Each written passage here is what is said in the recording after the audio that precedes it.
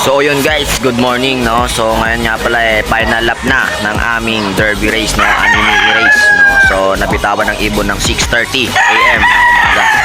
No, so ngayon nga pala time check is nasa 8:32 na ng umaga guys. So ang forecast ko dito ay mga nasa 9 to 10. Andun yung datingan ng ibon dito, 8, 9, 10. Ayan, 8. Mga 1, 4, 1, 2, 1, 3, 8. Nasa 8. Mayroon mga 9 nasa pababa na ng 900.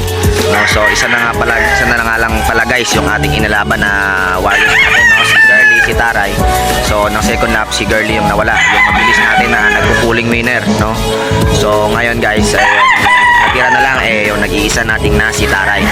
Sana makauwi pa final lap kahit mag-block lang tayo no. Sana matanggal na yung sumpa ng final lap na makapag-pack tayo guys no. So abang-abang tayo guys kasi paratingan na ng ibon dito.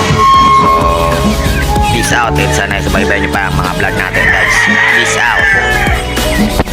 So yun guys, update sa ating si Taray no. So ayan na siya guys. Sa wakas nakapagpaklak din tayo guys sa dulo. Habol pa yung ibon natin guys. Ang galing mo talaga Taray.